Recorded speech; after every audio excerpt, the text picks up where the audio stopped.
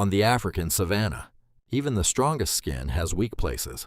A white rhinoceros may look almost untouchable. Its body is huge. Its shoulders are heavy.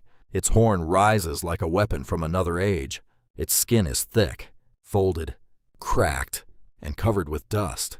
From a distance, it seems like armor, but armor is never perfect. Around the eyes, the skin is softer.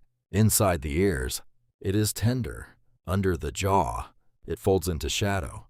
Along the neck and shoulders, deep creases collect heat, sweat, mud, and parasites.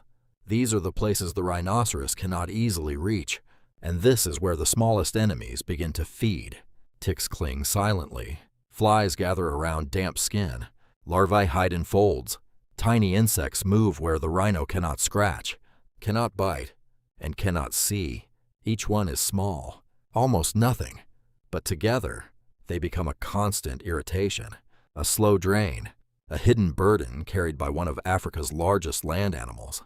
Then, from the open grassland, a small shape arrives. It lands lightly on the rhino's back. Then it walks toward the horn, a red-billed oxpecker, tiny beside the giant, but completely at home. Its feet grip the rough surface. Its tail helps it balance. Its sharp bill begins to search, not randomly, not gently in the way humans understand gentleness, but with purpose. It moves through cracks, through folds, around the base of the horn, near the ear, close to the eye, places so sensitive that most animals would never be allowed near them. But the rhino does not chase it away. The giant keeps standing. The bird keeps working. One tick is pulled free, then another, then another. For the oxpecker, every parasite is food. For the rhino, every parasite removed is one less bite, one less itch, one less tiny wound. At first, the relationship seems simple.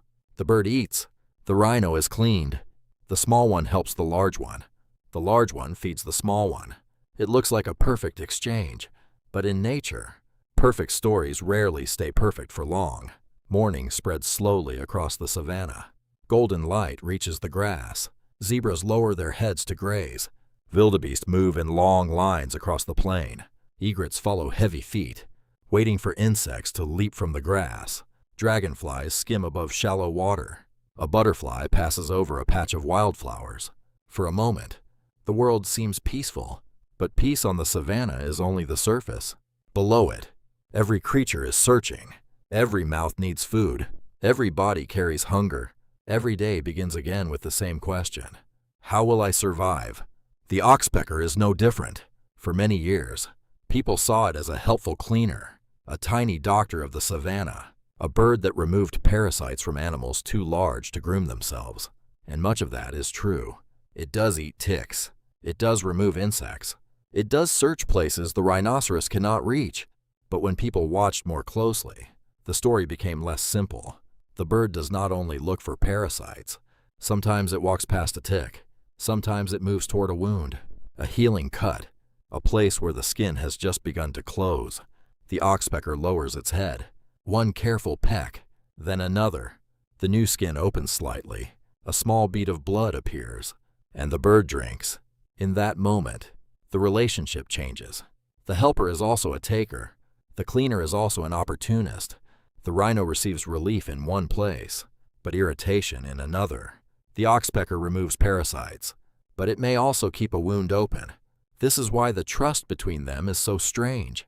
The rhino allows the bird into its most vulnerable places, not because the bird is harmless, but because the bird is useful. And in the wild, useful does not always mean kind. Across the rhino's body, an entire hidden world lives. Ticks feed under thick skin folds. Flies search for moisture. Small insects gather around old cuts. Some carry bacteria. Some lay eggs. Some wait for weakness. The rhinoceros is not just one animal moving through the grass. It is a walking landscape, a moving island, a living place where smaller lives find shelter, food, and opportunity. The oxpecker understands this world better than almost any other creature. It knows where insects hide. It knows which folds hold food. It knows when the rhino is calm. It knows when to move away. It steps close to the eye, then backs off. It disappears behind the ear. It walks down the neck. It searches the shoulder. Its bill touches places that would make another animal flinch. But the rhino remains still, because the bird does something else. It watches. A white rhinoceros is powerful, but its eyesight is weak. The world beyond a short distance can become blurred. Shapes are not always clear. Movement can be difficult to judge, so the rhino depends on other senses. The sound of grass shifting, the smell of danger on the wind, the vibration of heavy feet nearby, and sometimes the alarm of a tiny bird standing above its head. From the horn, the oxpecker has a higher view. Its eyes scan the grass. Every shadow matters. Every sudden movement matters. A shape behind the bushes, a strange scent carried by the wind, a distant herd crossing the plain. The bird freezes. Its head lifts. Its body tightens. Then a sharp call breaks the quiet. The rhino stops feeding. Its ears turn. Its head rises. The giant listens. It may not yet see what the bird has seen, but it understands that something has changed. Those few seconds can matter. In the savannah, a warning does not need to explain everything. It only needs to come early enough. Sometimes the danger is another rhino. Sometimes it is a group of buffalo. Sometimes it is people moving far away. Sometimes it is nothing that will attack at all. But caution is cheaper than surprise. The bird gains food from the rhino. The rhino gains extra eyes from the bird. Still, the balance is never fixed. It changes from moment to moment. 1 minute, the oxpecker removes a parasite. The next, it drinks from a wound. 1 minute, it irritates the rhino's skin. The next, it gives a warning that may save the giant from danger. This is not a friendship in the human sense. It is not loyalty. It is not kindness. It is survival shaped into a relationship. And while the oxpecker watches the ground, danger can still come from above. High in the bright sky, a large eagle circles. Its wings barely move. Its eyes search the savanna below. The rhinoceros is too large, too heavy, too impossible. But the tiny bird on its horn is not. The oxpecker continues searching. It lowers its bill into a fold of skin. It pulls at a small insect. Then the shadow changes. The eagle folds its wings. The sky becomes a weapon. It drops fast. The oxpecker reacts in an instant. 1 beat of the wings, a sudden lift, a sharp turn. The eagle cuts through the air where the bird had been only a heartbeat before. Talons close on nothing. Dust rises. The rhino lifts its head, disturbed but unharmed. The oxpecker darts away, low over the grass. For a few moments, the tiny cleaner becomes prey. Then the eagle climbs again. The danger passes, and after a while, the oxpecker returns, back to the same giant, back to the same skin, back to the same work, because hunger does not disappear after danger. Parasites do not leave because the sky became dangerous. Life continues by returning to what must be done. By afternoon, clouds begin to gather. The heat softens. The air smells of rain. The rhino moves slowly across the plain, its heavy feet pressing into dry earth. The oxpecker rides low along its back.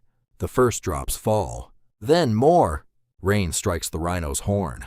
Water runs through cracks in the skin. Mud forms around its feet.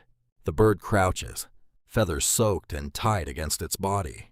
The storm pushes across the savanna. Grass bends. Dust becomes dark earth. Flies vanish for a moment. The rhino stands against the rain, like an old stone come to life. Still, the oxpecker remains, because the rhino is more than shelter. It is food. It is safety. It is height. It is a place in the world. When the storm passes, sunlight returns. Steam rises from the ground. Drops of water shine on the rhino's back.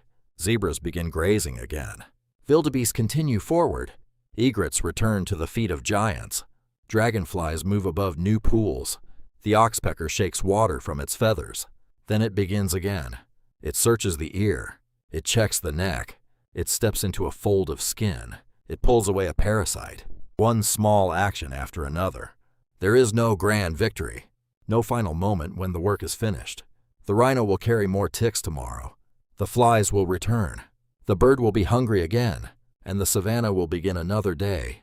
This is the life of the oxpecker. It lives on the edge between help and harm. It feeds where others cannot reach.